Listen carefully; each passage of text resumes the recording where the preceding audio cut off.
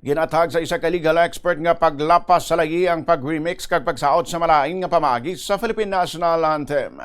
Ini matapos sa nangin viral video sang pila ka mga pamatanon nga ginsaot kaangay sang isa ka disco ang lupang hinirang.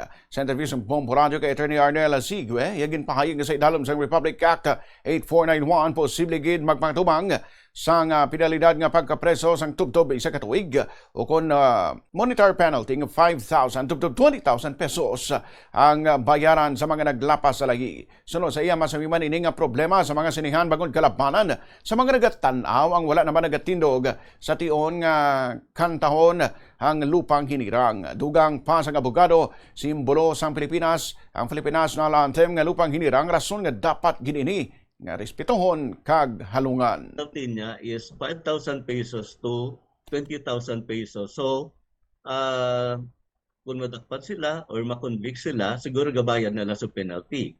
Or ang iyasin nga imprisonment is not more than 1 year, no? Or both, no? Fine, pinahan ka, 5,000 to 20,000, tapos pisuhon ka, not more than 1 year imprisonment, that is kung wala ka pa probation, etc. No? Panumdumon tagid anay nga ang aton national anthem, simbolo sang aton pungsod.